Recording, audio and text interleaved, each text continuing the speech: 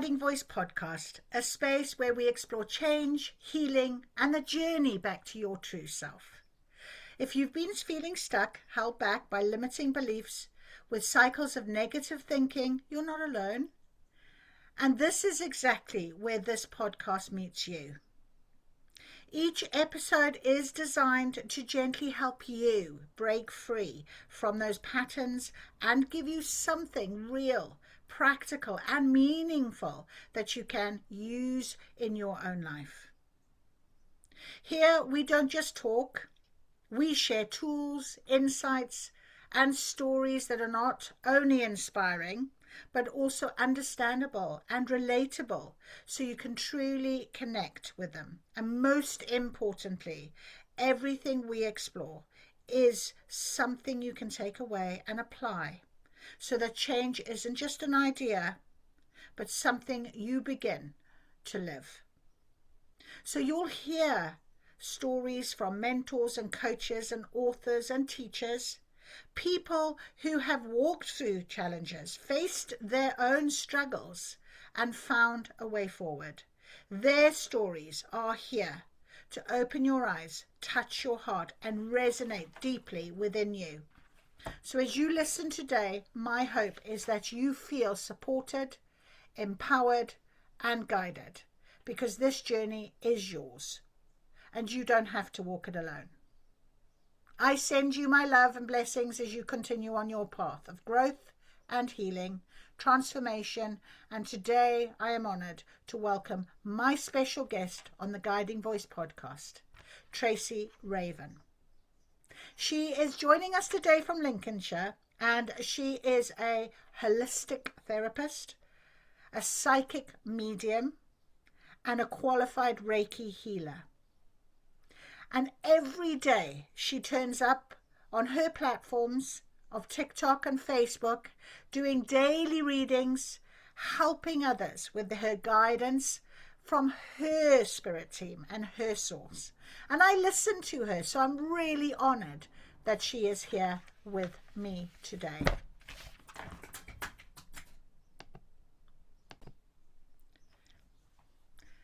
So I am delighted to be joined by an incredible holistic therapist whose work is centered around nurturing the mind, body, and spirit. As a psychic medium, a qualified Reiki healer, and a life coach, she helps people reconnect with themselves, find clarity, healing, and purpose. Every day she turns up on her Facebook and her TikTok channels, and she provides that guiding light to many, including myself. So today we're exploring intuition, we're exploring energy, we're exploring healing, and how we can all live more balanced and fulfilled lives.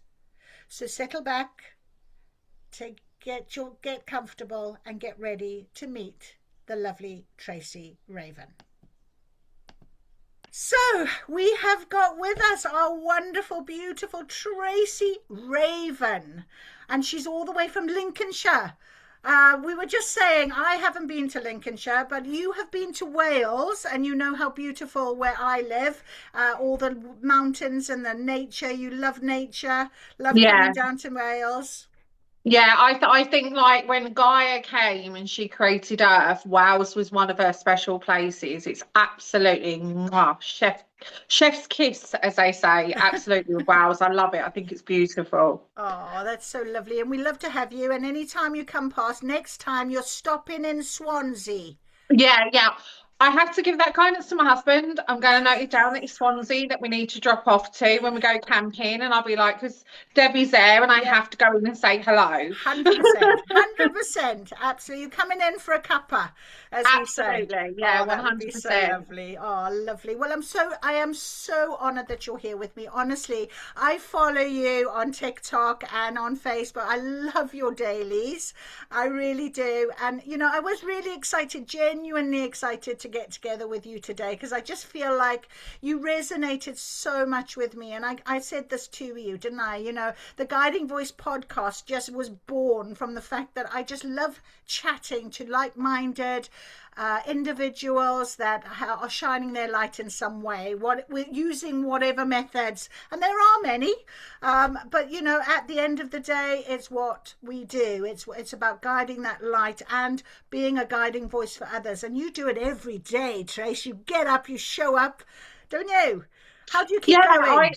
to be honest with you, it's like I've been doing it for a very long period of time. Like I've been doing it for like sort of I created like this sense that I had a purpose around about 2012, 2000. That's when I started all my Reiki kind of healing and everything like that. And I had a really, really crappy relationship, which, hey, who doesn't go through that experience? And I was talking to this beautiful woman who's actually one of my dear friends still today. And she said to me, you know what, have you ever tried Reiki? And I was like, no, haven't got a clue. And she was like, you must try it. And since then, that was it. It was like someone turned the light on and went, right, this is what you've got to do. You've got to work with us. You've got to work with spirit and everything like that. And what was the amazing thing about it?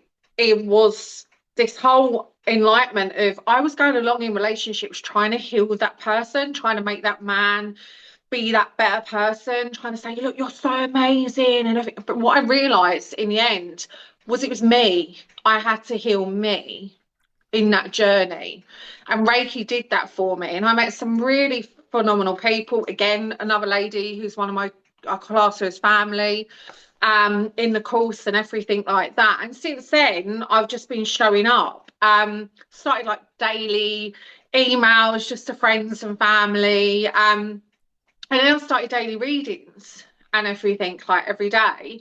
Even though I was holding down a full-time job and life was busy, I was like, you know what, I need to get this message out because I love and I found because I needed justification in someone else's approval. I found a beautiful and amazing Louise Hay. Oh, love her. Love her. I love her. You know, God rest her soul. Yeah. And she done about love your body. Yeah. And I was diagnosed with body dysmorphia around about 2014. And I just kept listening to her every single day and every single day. And that inspired me to do the messages. And there was one point that she said in one of her messages was, you don't, you can reach 1 million people, but if you've helped just one person, you've done your deed for that day. Absolutely. And I said, wow. Yeah, absolutely. Yeah, absolutely. And that's the thing, everything you've just said there, I can absolutely say I can mirror it because that's exactly my story as well. And the important part of all of that was how you meet people when you're on the journey of change and discovery. You meet the right people and they help you, and often they do become good friends. I mean, when you were saying that, someone dropped into my mind, a lady I met who taught me all about aloe vera.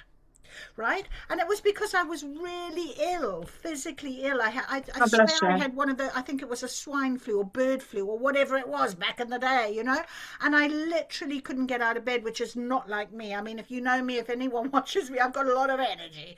Well, I said And that earlier to you on, didn't I? Like your energy is just phenomenal. I'm wiping the sleep out of my eye and you're like, hey. And I'm like, whoa, so I'm surprised with that. yeah, Bless yeah, you. yeah. And she said, and I met her, I can't even to this day remember how, but it was just a meeting. I remember that she then said, I sell aloe vera and I come from Africa. I grew up in Africa, so I know the plant. And she said to me, it's good for your skin on the outside, but it's also so good on the inside of your body. And she told me, and I started drinking aloe vera. Within 3 weeks, I was back. My energy returned. I loved it, and I've never stopped using it since. So sometimes just those little moments, they just change something. And that, coming across Louise Hay, for example, I mean, she did Heal Your Body. I've got her book. And Yeah. you as well, you're just like, oh, you just, oh, it's amazing when you want something to answer the question for you. And that's what you and I do every morning as well. We channel things so we can answer a question that somebody might have. And if just one person hears it, it's great, isn't it? It really It's is. great. Yeah, exactly. And I mean, like, I did a lot of the cards, like you do, shuffling the cards. And then it was like I have clients and they message me and they're like, oh, I'm just going through this and I'm going through that. And obviously my reading room, I've got a temporary setup as an office like what I've got here, but my reading room is outside. And obviously that's where my cards are and that's where all my crystals are and everything like that. And I'll be sitting there and it's like this card had just come to my head and I'll be like, right, okay, they've sent me the Nine of Pentacles or they've sent me the Ten of Wands or, you know, or something like that. You're struggling with something, but you're going, and it's, you know, and that's when you know, spirit is kind of saying, you know, just give them this information. You don't have to go to your cards all the time, you know, that we can provide that information for you. Um, and you know what I love about the job and like sort of things like as you say, like with the Louise Hay and everything like that. Like I got her cards and everything and whatnot. And it's just whenever you open yourself, I always say that we are a book of learning, you know, that the Kashi realms, we are here to learn. You are on a journey that you will always be healing. You know, when clients say to me, oh, when will I stop healing? I'm like, look, you're human. You're never going to stop healing. Yeah, yeah, That's part of the journey. We are continuously learning. We are continuously evolving. It's like a processor. We're continuously downloading. And like people like Louise Hay and, you know, Mel Robbins and everything like that, and Gabriella Bernstein, all them amazing people, they come along your path when you most need them.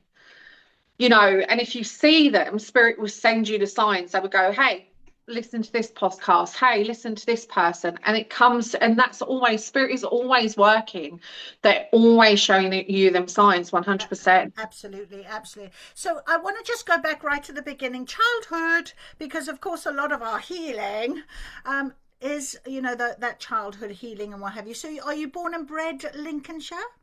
I'm born and bred a Cockney. I'm an East Okay, Londoner. So all I'm a right. proper, yeah, I was born in the town of Bow Bells. And I basically moved up to Lincolnshire 2019. So I was born and bred in East London. And to be honest with you, I would have stayed in East London, but I couldn't afford a shoebox. So, Yeah. or a shoestring, you know. So I decided that I needed to go somewhere that you know, I could afford Mm, mm, really. mm, mm. Um, and again, that spiritual intention because I done the ancestral DNA stuff. I found out that I came from pagan and Vikings, and guess where they landed? Lincolnshire. Wow, wow, guidance. That is serious guidance, isn't it? That's amazing. But tell me about your childhood. Are you an only child? Have you got I siblings? am. Yeah, Okay. so I'm a lonely child. I decided with God when I done my plan, that I was going to come down here and be a lonely child. And I had a fantastic childhood. You know, I had great parents. I idolized my dad. My dad is my king. He passed away in 2017, but I had a really good childhood. But I grew up very much with an older generation. So I grew up in a sense of people always passing away. Oh dear. Okay. That's interesting though. Very interesting So as a child yeah, so getting coping with that sort of thing. I mean, there are some people that actually, you know, children that would not have experienced a death of an older generation as yet, you know, for a long time, you know. And if you are as a child experiencing that a lot, it's a very different sort of outlook, isn't it? Were they religious, your parents, or spiritual, or motivational? How would you describe them? I would say my dad definitely not. My dad was like anything with the church. He come from Irish descent. Anything with the church, it was a no. But my auntie Jessie, she was a woman of God, and I absolutely adored her. You know, she was tiny, but she was a woman of faith, and so was my Uncle John. And I've actually still got their Bibles and everything because they left them to me. And I just they gave a lot. Do you know what I mean? They gave a lot to the community. I loved their energy. I loved what they gave. But you know, really my parents on a whole, no, they wasn't spiritual. It wasn't a must that I had to go to church. It wasn't a must that I had to, you know, be forced to go to church. You know, my dad hated it when he had to marry my birth mother because when he had to marry her, he had to go to church, you know, and he hated it. He was like, why do I have to do this? You know, and he was like, well, back in the day, you know, 60s, 70s, you have to do that to show up to church. So I didn't come from a massive religious background, but I think they always knew that, you know, because I always remember stories, even when I grew up, that I was always at the back of the garden talking to someone. Right, interesting, very interesting. And you know, I think number 26, possibly, of who I've interviewed. And I honestly can say that the majority of people that have come on the podcast have had some sort of guidance from family members, whether it be grandparents or a grandparent or an auntie, uncle, that type of thing. And if not parents, but there's always somebody in your family unit, because it's so strong, it's so powerful. You notice it so much more when you're in that sort of thing, especially as a child, definitely. Yeah, So yeah, you as a absolutely. child, you were aware that you were talking out loud to someone? You were aware of your sort of psychic abilities, do you think? Yeah, there was someone there. There was always someone there. There was always, you know, I'll be at the back of the garden, I'll be having a blown, full blown conversation. And even up to the age of 16, I would go to the back of the garden and I would hang things, presents for the Fae. So Yeah. I'll be like, this is for the magical people. I'm just putting this here. And even to this day, in our house, we've got little doors up at like near our stairs. Because I'm like, that's where the Fae are.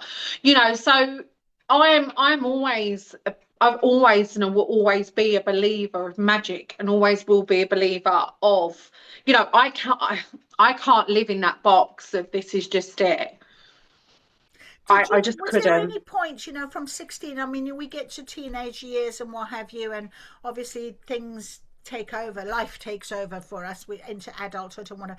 Was there a time where you had to sort of quieten all of that down and really, Yeah, it was the yeah, age of 16. It yeah, was you know, it was like my parents were working class. You know, they was like middle working class. They was kind of, you know, on a reasonable scale. We had a beautiful home. You know, my dad had worked really extremely hard for it. Um, you know, and I was never without. You know, whatever I wanted or needed, my parents provide. I was very, very lucky. You know, I was one of the few, especially growing up in East London. And you know, for me, it was very much at 16. It just went yeah, because me too. I was told I have to get a job. Yeah, There was no, I wanted to be an actress. I wanted to go to Sylvia Young's. You know, I was already going to stage school. I wanted to be on EastEnders. I wanted to be one of the Slater sisters. You know, I wanted to perform.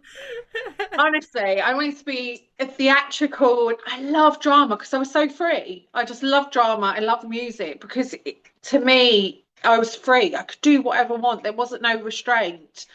Um, but no, I was packed off at 16, job prepared, waiting for the central line. Never been on it before on my own. And then that was it. I was in West End on my own at 16, and the party and lifestyle just came through. It was like, you know, that was it. That was the other spirit. It was drinking, it was having a good time, it was partying, it was living life, you know. And I got a boyfriend as well. So I got a I was just going boyfriend to say, and boys come along. Yeah, boys come absolutely. along. Yeah, exactly.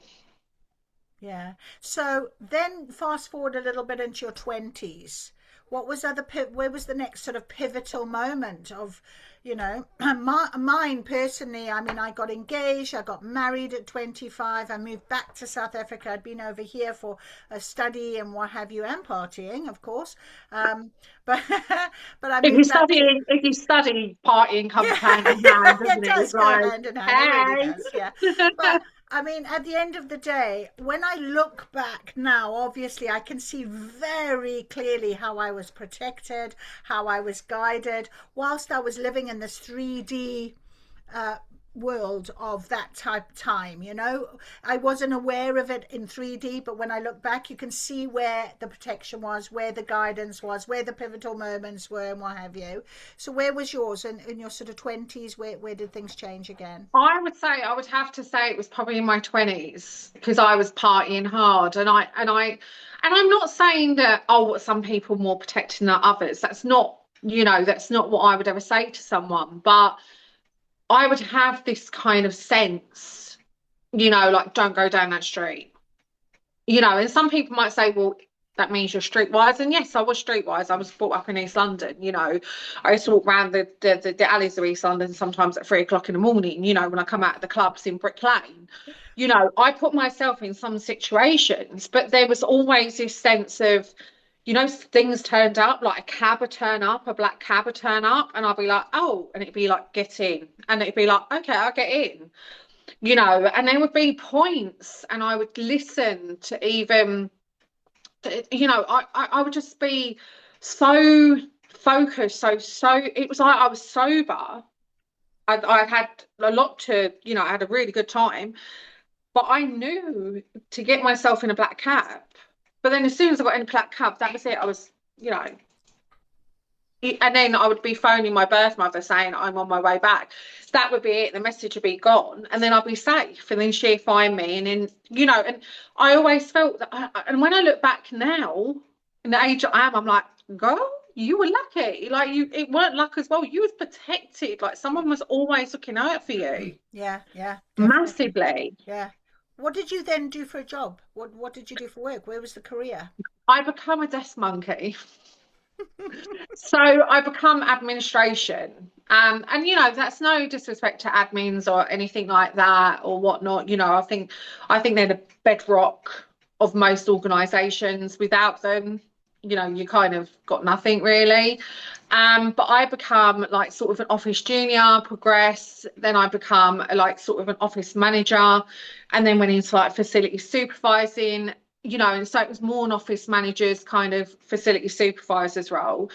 And I worked in construction, and I loved construction because it was the grit of the grit. And I love construction. You know, I love blue collared workers. I've got a lot of admiration for them, the work that they do, you know. And as I say, yeah, it's just like sort of office work. And that's what I've been doing since the age of 16.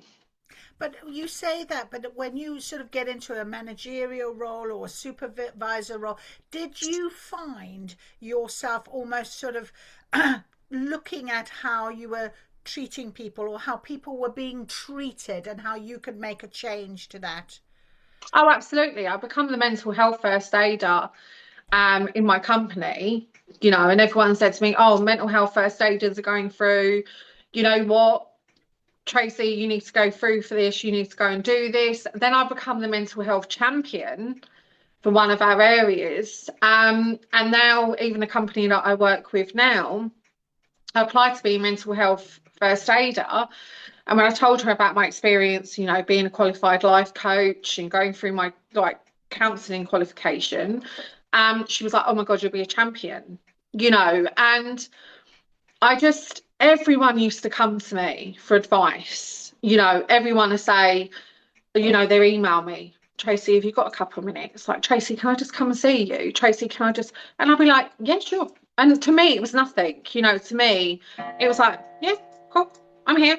Just, do you want to go in the meeting room or do you want to chat in the canteen or whatnot? And, you know, they're like, and, you know, and that was it really. And I was never really like, oh, everyone comes and sees me. No, I've never been like that. I've kind of like not really, in a sense, noticed that it's other people, like friends that have said, you know, like you should become and it was one of my closest friends that said to me, you should really do life coaching. You know, she said, you just have all this advice, you just have all this information, you just know how to guide people and help people and heal people, and it does come naturally, Yeah, yeah, yeah, like absolutely. yourself. Yeah, absolutely. I mean, I'm a lecturer. And students come to me and they need help and they want more than I can teach them theory all day long. But my biggest thing, and I tell them, is I want you to become the best version of yourselves. That's where I will spend hours with them talking and helping and guiding and what have you. But they come to me a lot because of that. Yeah. You just find yourself in that role. It's almost like it's that empathy or that empathic person that you are that Mm. people resonate with, isn't it? You're shining a light and they come for the light. So, you know, and a lot of people I speak to, they're in careers, yours constructions, other people in different type of industries, but they've all got that underlying guiding light that starts somewhere. It begins and then it takes on into other ways. And Yeah. trauma and challenge as you get older suddenly switches it, and you suddenly find that you are more focused on the spiritual side than on the 3D normal working career path kind of feel, isn't it? You know, definitely. Yeah. And it is that, isn't it, Debbie? It's like that kind of balance. You have to find that yin and yang between your 3D and 5D. Like, it's really important to be present. You know, like when I get readings and I do readings, my client's like, "Oh, when's it going to happen? When's it going to happen?" I'm like, "Look, it will happen, you know, but you've got to think 3D, there is so many factors that take place. You know, there are other people involved. That person might get on that plane, you know, that person might take that job offer. It may not work, but they may take it. So you won't meet them in 6 months. You'll meet them on 12 on the journey back. You know, and I think that's what it is, isn't it? It's working with the 5D and the 3D, but you don't realize it, Debbie, as you said, you're helping students. And don't you ever sit there and look back? Because spirits show me now more than ever, and I think it's because I'm getting older. They show me how many people I've helped.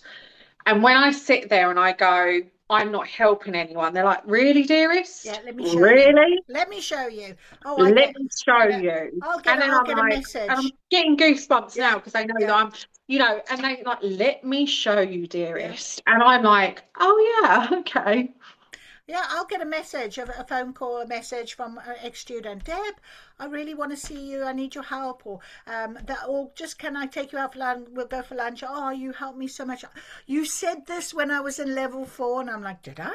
Yes, and it changed everything for me, did it?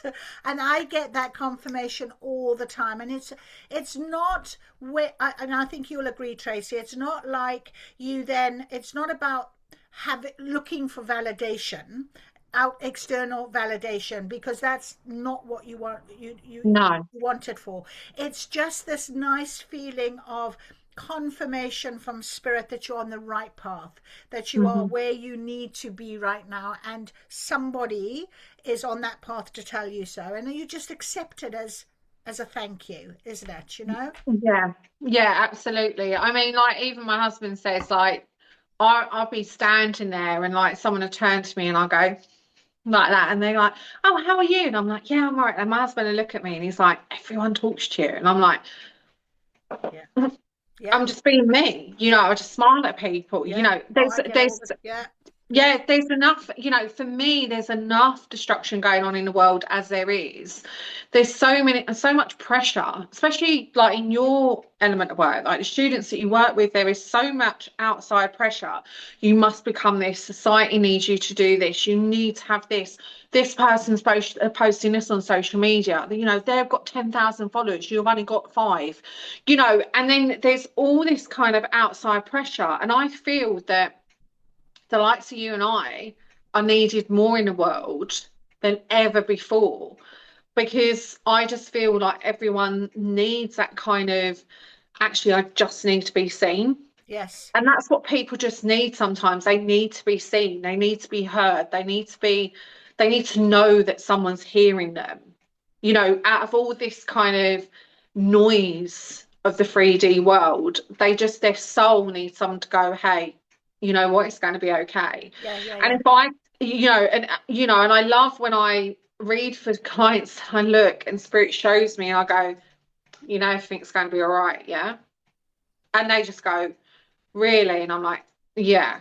And you're going to have this. Don't get me wrong. This is going to happen. But then afterwards, this is going to happen. And just the relief. I love that in my work, my spiritual work. Just the relief in someone's face when they go, "Oh, God, thank you." And you're like, it's all good. Yeah. yeah, yeah, You know. absolutely. Holistic healer. You know, that's what you describe as a holistic healer. So we're Yeah. talking mind, body, spirit, right? Yeah. For people that not sort of, come across this idea of holistic healing, can you just explain what you mean by that? What do you think it means to people? Yeah. So going back really in a time, as I said, I've had body dysmorphia. I've had weight issues from the age of 10. You know, I've struggled with weight issues from the age of 10. And what I've realised, it's all linked. It's all linked. You know, it's like kind of all connected. And I've done personal training. I've done, you know, instructor back in my 20s. You know, I've done Pilates instructor in my 20s. And I know how important it is like to do exercise and fitness because I've done all that like for 20 odd years. And I realised that when you work out the body, the mind clears, you get that endorphin, you get happy, your soul feels cleansed. And it's like this whole, yes, it is the whole system. It's like, you know, you kind of have a laptop, but you haven't got a laptop if you haven't got a screen, and you haven't got a laptop if you haven't got the power cable, and you haven't got a laptop if you haven't got the motor. And it's, you know, the power cable is the soul for me. The screen is like sort of the kind of body. And obviously the mechanism inside is the mind. You know, and if one mechanism is not working, then the other two are going to be out of sorts. There's going to be something of a dislodged movement. If the body's not happy, the soul's going to feel not happy. You know, if the soul's not happy, the body's going to reject it. If, like you said as well, Debbie, like when you was actually struggling, you was like sort of had bird flu, or, you know, the flu that you had, instantly that woman was like, cleanse inside. You cleanse the body, you're cleansing the soul, you're cleansing the mind. It's all connected. And I just feel with people, you know, when I do readings or anything like that, you've got to have them free in place. Like, it's like with me, you know, you're not going to be, unfortunately, you're not going to drop weight or get fit if you just sit down all the time. You know, you're not going to feel good or have that feel good factor if you don't get up and do something. You know, your mind's not going to come out of this brain fog unless you move your body. Yeah. And I see so many people when they, you know, and you know, Debbie, as well, when you see them, and especially growing up in that older generation, I saw aunts and uncles go from being active and doing gardening to suddenly being in a home. And I don't know if anyone's been in homes or homes for the elderly. It's like a waiting room. Yes. For crossing over. Yeah. You feel it. You feel that, and it's really sticky. It's a real kind of sense of dread that they're just in that waiting room ready to go. And I'm like, when you speak to them, they're like, I wished I moved more. I wished I'd done more mindfulness. I wished I danced more. I wished I didn't just sit in front of the TV. I wished I read more. I wished I learnt more. And you know, the one thing out of all of it, they wish they lived more. Yeah, exactly. Because now they're in this prison and now they can't get out of it, and now they're just waiting. And I always, for me, I don't want to be like that. I don't want, so I said to you earlier, you know, I want to be one of them elderly women in 70 and 80, and I'm still dancing. Yeah, 100%. You know, and that's what I feel. And I heard this terminology, Debbie, and you probably heard it yourself. Basically, it was a guy, and he said he was a funeral director, and he kind of turned around and said the most disheartening thing about his work was burying people when they still had music in them. Oh. You know, was burying people who still had dreams in them. Yeah. And that's where holistic therapy comes from. It's like, if you want that dream, you have to get up and do it. That means moving your body. That means focusing your mind. You become the master of the mind, not the mind becomes your master. Absolutely. You know, listen to your soul. It's telling you something. Your soul will tell you if there's something wrong with your body. Yeah. Yeah. 100%. You know, they're connected. Yeah. I mean, so, if you disconnect yourself from feeling, which is the emotional side, if you can disconnect from feeling, you're on to a detachment of living, because you can't feel how your body is feeling. If it's hurting, let it hurt, but find out what you can do to help it. You know, and then you're taking ownership of yourself, aren't you, when you're feeling it? Yeah, you know, it's taking that. Like I will always say in my videos, right, guys, you know what I'm going to say? Take that 10 minutes out. And I think you've got 24 hours in the day.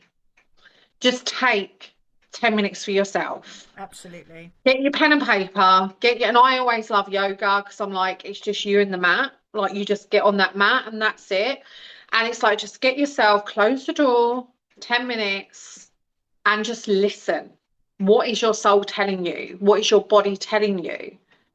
You know, what's going on? Ask yourself, how am I feeling today? Like, how many times do people actually sit there and go, how am I actually feeling today? How many of us actually sit there and turn around and say, who am I to me? Absolutely. 100%. 100%. That is None of that us. Like, self-realization. That's that internal self-diagnosis, isn't it? mm, Of really feeling into who you are and what you want to be and how you want to feel every day. You show up for you. No one else. No one else but you. yeah, Absolutely. That is the first spiritual law of success. And I was just doing that on my podcast. I'll load that. The first law is pure potentiality. And in pureness, in that pure potentiality, it's that space to be able to create what you want to be. yeah, And that's where your mind, body, spirit have to be holistically together. yeah, absolutely. Yeah, they have to like form that umbrella togetherness, and that's what you need to have. You can't have one with the other, you know, without the other. It's all that connectivity. It's It all really that. is. It really is. It's like going, oh, I'm going to join the gym, and you start, and you're all enthusiastic, and and then it starts to become a drag, and you're really battling with your mind, going, I don't have time for this, and you're battling with your body, your feeling of, oh, I don't like, oh, you know, and then you're still trying to get to gym. Well, you're going to give up gym, aren't you? You're not going to do gym. Yeah, yeah. And the thing is as well, the mind, as you know, the mind entraps us in this behavior because it hates going into new behavioral patterns. So that's, you know, why I would always say you become the master of the mind. Don't allow the mind to be your master. And that's the thing, like we all know in January, you know, I'm an all-round gym user, but I know in January it's full on because Yeah. everyone has that New Year's resolution. They're like, I've got this intention, but then they've got no, you know, as you say, they become bored. They're like kind of like, oh, I can't be bothered tonight, and oh, that favorite film's on, or I want to watch that series. And that's it, really. I mean, there was, you know, there's like kind of this old Batman film where Riddle Me This, when Jim Carrey plays the Riddler and he sticks that thing on everyone's head and it just like sort of it's given into the TVs. That's unfortunately what we are. We're in like this phase of we're so fixated on social media and oh, I really want to look like that, and I want, and then when we don't get that in 6 weeks, we don't get that six pack or we don't get that, but then we only show up for the gym twice in that 6 weeks, but then we want them results. Then we just go, oh, you know what, I can't be bothered. Absolutely. Absolutely. But And you I know, think I as mean, well, what it's you would sort of say, accountability. yeah, it's exactly. And it's finding what works for you. That's what I wanted to just sort of say. You know what?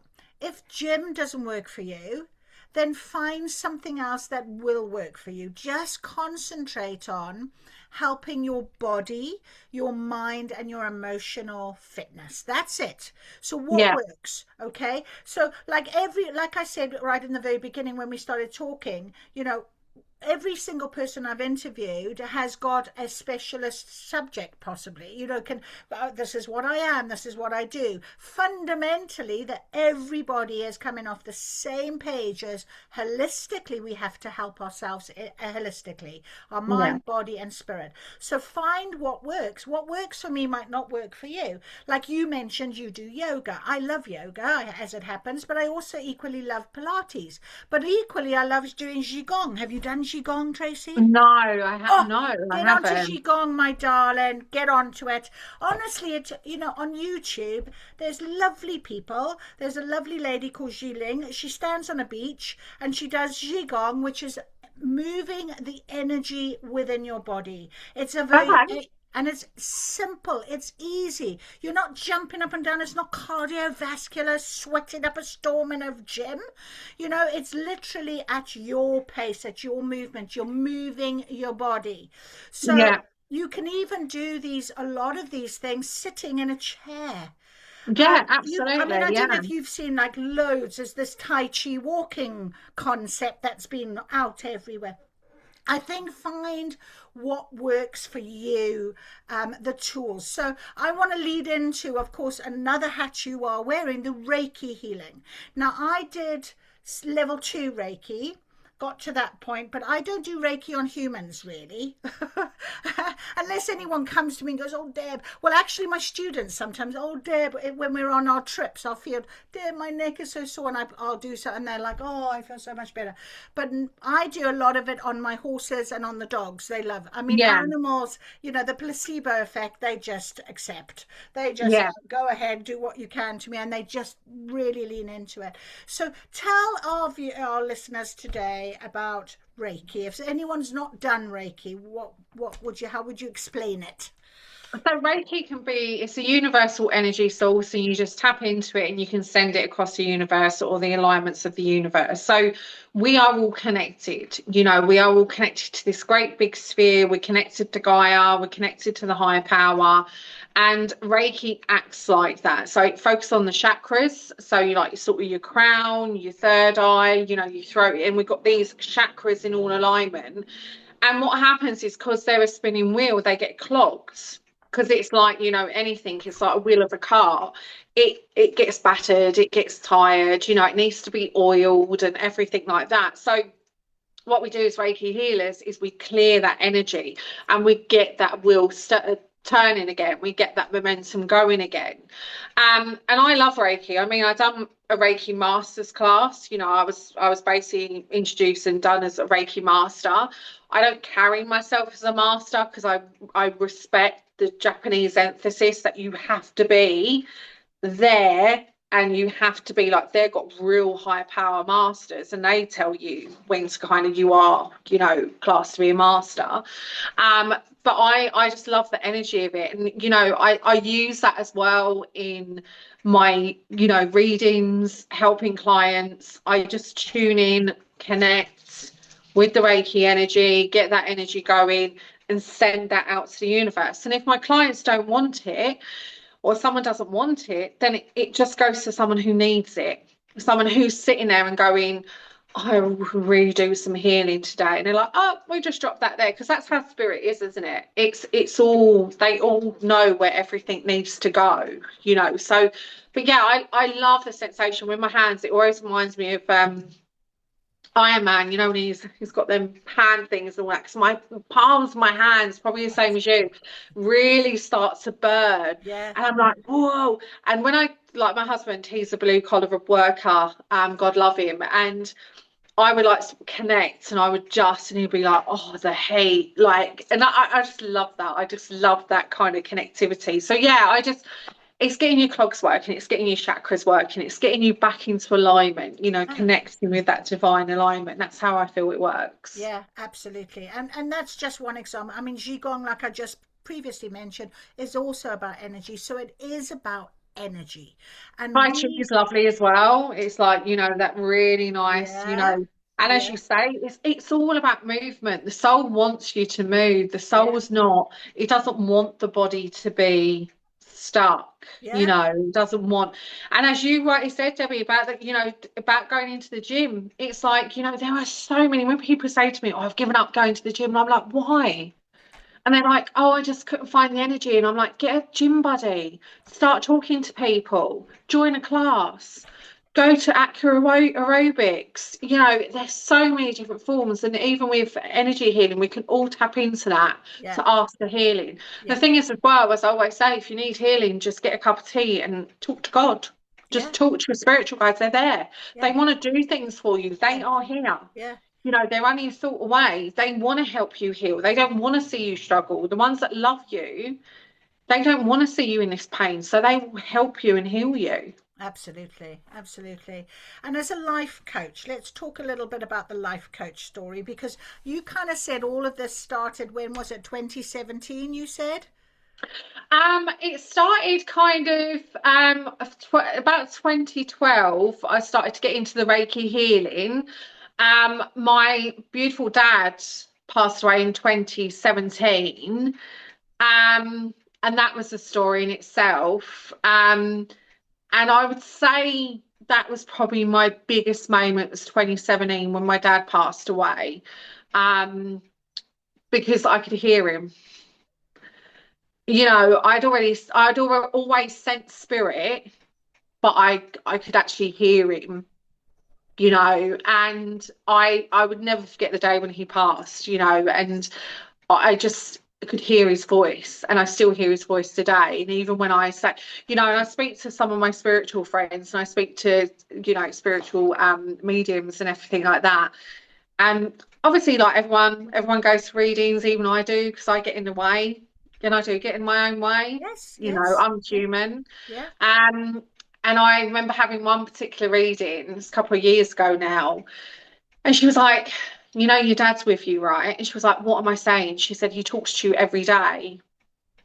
And Yeah. I didn't say a word. Yeah. Yeah. She's one of my good friends, and I just wear, and but I never say that to her. I never like sort of openly admit it to her. Me and her are good friends. We met on a spiritual like sort of foundation group, but I don't speak to her all the time, but I have much respect for her. And she said, oh, what am I talking about? She said, he speaks to you every day. And I was like, yeah, he does. Yeah. you Exactly. know But it's even the listeners on the podcast that are listening to you say that, oh my goodness, she must, that's a real gift. You're a psychic medium, you're a holistic healer, all of these things that you have. But, you know, anybody can tune in if you give yourself the opportunity to tune in. And a lot of people are aware, especially from close past on loved ones. Mm. Oh, I feel like they're around, and I don't know whether I should trust that. Trust it, because it is true. Anybody can absolutely tap in. And it really is. It is a shame, because sometimes only when we have a trauma or a challenge, when we feel like we're right down at that very bottom pit where we were, oh, please show me something, that you open yourself up and suddenly something does present itself and you start to believe. Yeah, We can really tell you right now, you can believe as you're sitting listening to this podcast with your cup of tea, your feet up, and feeling great about life. It doesn't have to come from that dark pit. A lot of the time, you have to change things, and you have to go through that dark shadow side and the dark night of the soul. We all know that, because that's part of healing. But it is about just being open to receiving. yeah, absolutely. Like anything's got a dark side, the yin and yang. You've got the two sides of the moon. You've got the moon that goes through the dark phase and it goes through its light phase.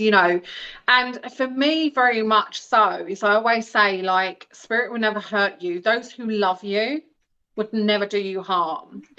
And when people say, oh, I got a bit freaked out, because, and I'm like saying, you can always Archangel Michael, one of the biggest forces out there. And when people say to me, oh, yeah, but how can he help me? Oh, I being a bit selfish. And I'm like, no, that's what he loves doing. Yeah. And your guardian angels have been with you since birth. If you want something more softer and angelic, call upon Archangel Gabriel, Archangel Michael, Raphael. All these beautiful, beautiful archangels. They are there. They are there. They are with you, and spirit is with you every single day. They're along this journey with you. I mean, would for me, I'm like, I go into like antique shops and everything. Me and my husband love antique shops, and I collect photographs. And people might think, oh, that's a bit weird, but it's like I collect them because that was someone's soul, Yes. Yes. and what's happened is someone's not want the photographs of them anymore, so they just got rid of them. And I'm like, everyone deserves to be remembered. Everyone deserves to be thought about. And I just think, feel that with spirit, that they want to be remembered. They want to help. They've gone to the Kashi realms. They've learned. My dad says to me, oh, I've learned so much, because he's gone Kashi realms and he's downloaded, because he wants to help me on my journey, because I can't go in there and access them until I've crossed over.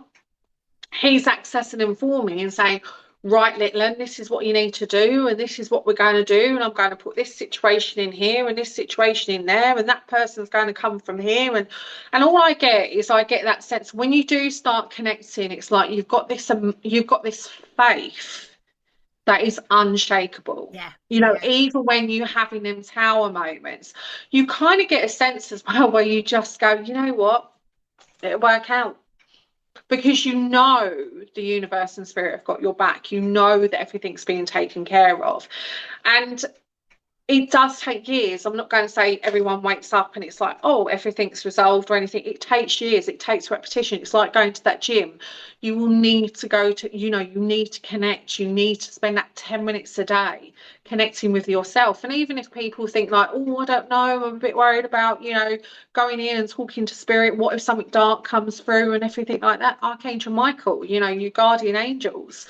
You know, I've had experience with dark forces before, and I know it's not nice. I totally know it's not nice. They don't come across nice, you know, but you are the power. And if you step into your power, it's unshakable, you know, and that is the power of spirit. That's the power of you and your oneness with the divine. Oh, that's so lovely. I can hear your faith. It's so strong. It literally comes through so powerfully. It's so lovely. And you know, you've got this beautiful aura about you as well. I can Oh, just see thank your you. aura just shining. I just wanted to say that as you were talking then, that aura was sparkling. It was so lovely, really lovely. Thank you. Do you do your daily? So today, you know, as a life coach, here we go. We'll put a hat on.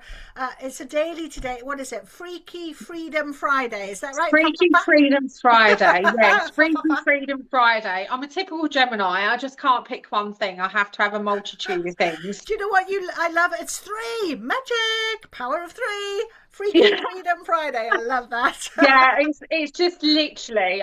The thing is, well, I'm numerology free, so it's a trinity of free number that I've got.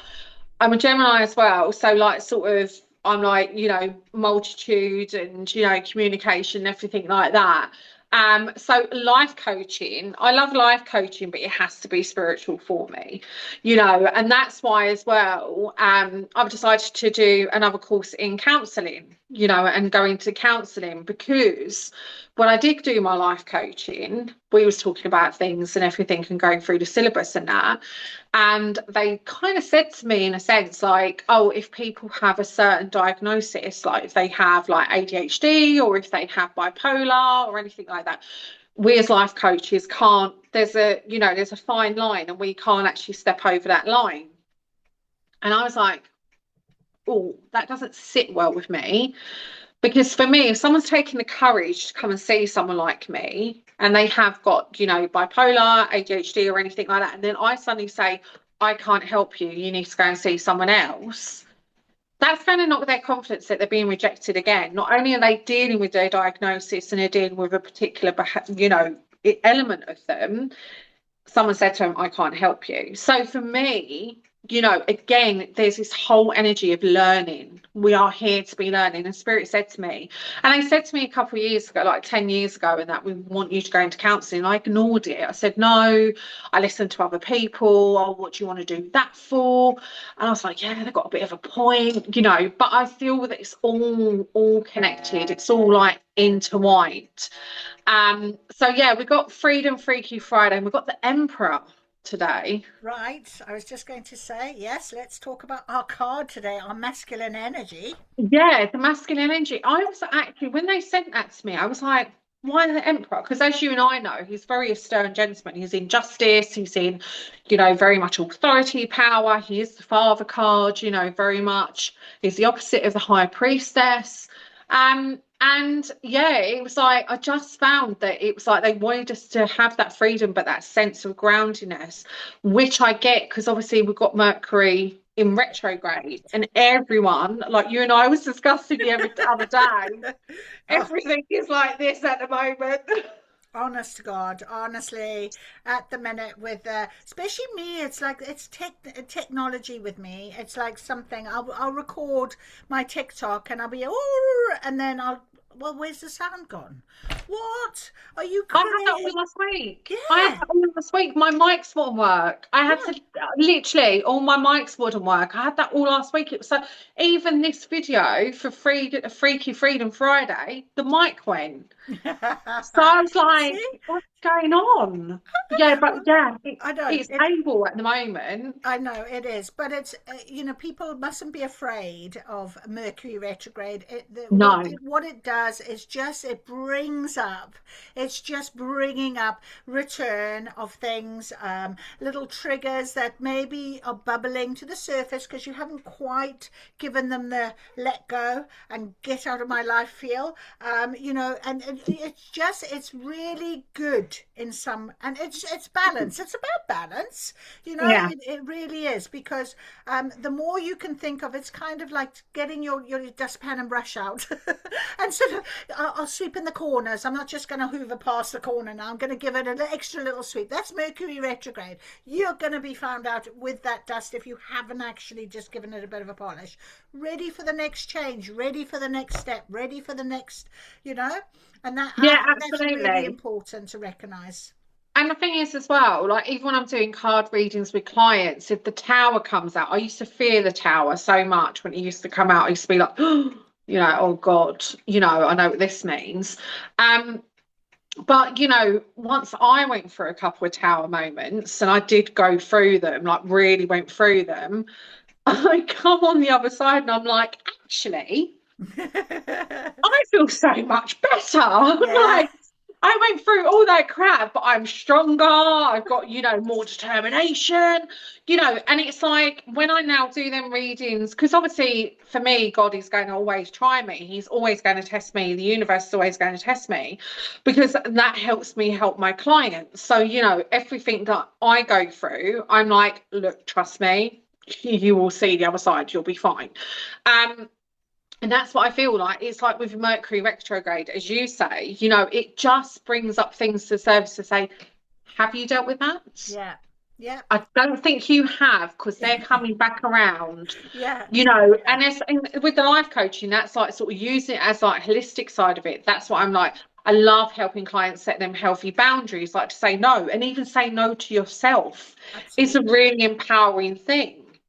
Yeah. It really empowers people, when like sort of I say to my clients, when you've got that calling to go to the fridge, ask yourself, why are you going to the fridge? Are you actually hungry? Check in with your body. Am I hungry? No, I'm not. Why do you need to go to the fridge? Yeah. Absolutely.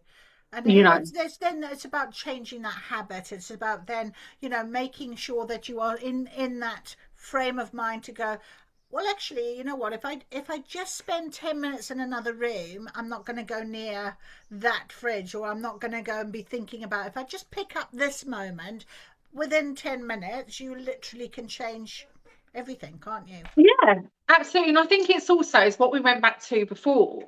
It's like I've become very comfortable with saying to God, God, I know I'm a sinner, and I am. I swear too much, I sometimes have them faults. I mean, everyone thinks, don't they, like being a spiritualist, they're like, oh, you just have loving thoughts all the time. No, I'm not one of them spiritualists. Things go through my head. I even said to my husband the other night, I was like, if sometimes only once someone could hear into my mind, they'd be like, oh my God, really? Um, because I'm a sinner, and the thing is, as well, as I always say to people, God will always call you by your name, but Lucifer will always call you by your sin. Do you know what I mean? But if you recognize that as sin and you take that responsibility and you own it and you make it your own, like as you say, like sort of take that 10 minutes out and you say, hang on a minute, I'm taking responsibility here.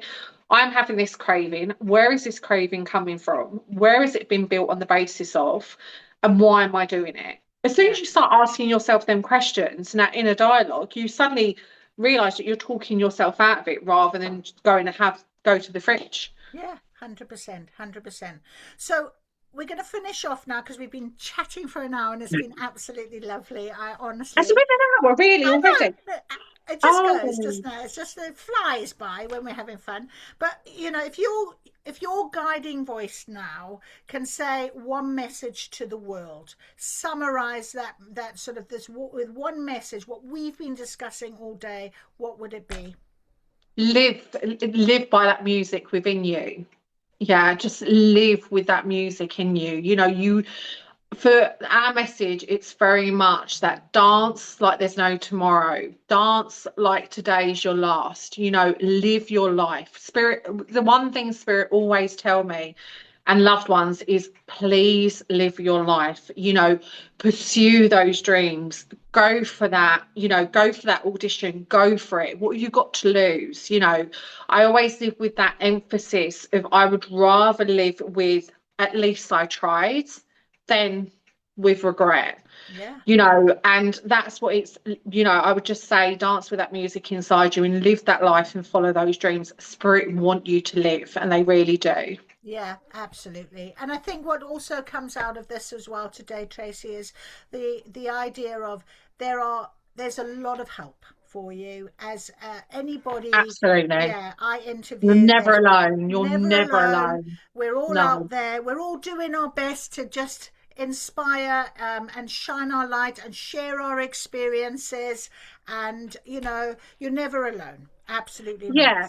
And you're not, and you're totally not. And I would always say, and Spirit have just said to me, we are sending signs all the time. And you and I know there are signs all the time. And I remember, and even as a medium, a psychic medium, and doing my work and everything like that, I remember one particular experience with my husband. I will be quick. And I was in the car with him, and I had the right ump, and he said to me, "What is wrong with you?" And I said, "I asked Spirit today to send me green feathers." That was my sign, green feathers. I said, and I have not seen one single green feather. And my husband was driving along, and he just went, that house down at the corner? And I was like, "What one?" He said, "That big house that we've just literally passed." And I was like, "Yeah." I said, "The one with the big massive peacock outside it." He said, "What colour is peacock feathers?" And I went, "Green." And he went, "I think that's your sign." So Spirit are always, so even as a psychic medium, I miss the signs.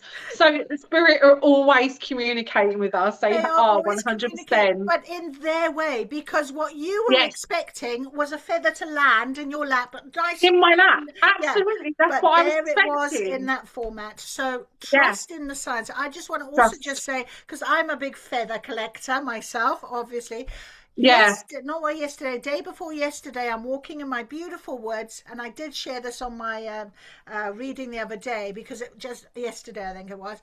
I love seeing the bird of praise, because they for me are my big messengers, and this massive kestrel or hawk, whatever he is, came flying literally over my head, that I could the shadow of him made me look up, and this feather, I'm not lying to you, Tracey, it must have been that big, from this massive bird, came floating down like this.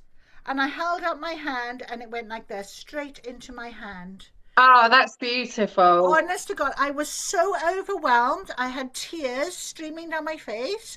That feather is on my magic table, but I just knew that it was just a gift. I could just almost see him like sort of going, "Oh, there we go, have your feather." It was just so beautiful, but it was tiny. It wasn't a massive feather, but it was perfect with the colours, the brown and the creams of his feathers. It was just beautiful. So I just think it's just, you don't least expect, and it's never how you want to expect it to look like. So just accept it. Hold out your hand, my friends, and let's just accept what the gifts are from God. And absolutely, absolutely, 100%. And the thing is as well that it happens all the time. All the time. And it does. You just see something, and it's there. And honestly, and you never know. When you're looking for abundance and money, that's around you everywhere. And as I say, there's always coins on the floor when you're looking like for the universe and God, Spirit, whatever you believe in, your higher power saying to you, it's on its way. So the signs are there, they really are. But I love that about that feather. That's amazing. That's awesome. It's amazing. Well, thank you so much, Tracey. I am blessed once again, for you to be here. It's been an absolute pleasure. I absolutely loved it. As I said to you, it was like getting a drink and that, and just sitting down with a friend and having a good old natter. So anytime, I'm so honoured and so grateful for you for inviting me on your podcast. So thank you so much. Oh, it's a pleasure. We'll see you again soon. No worries.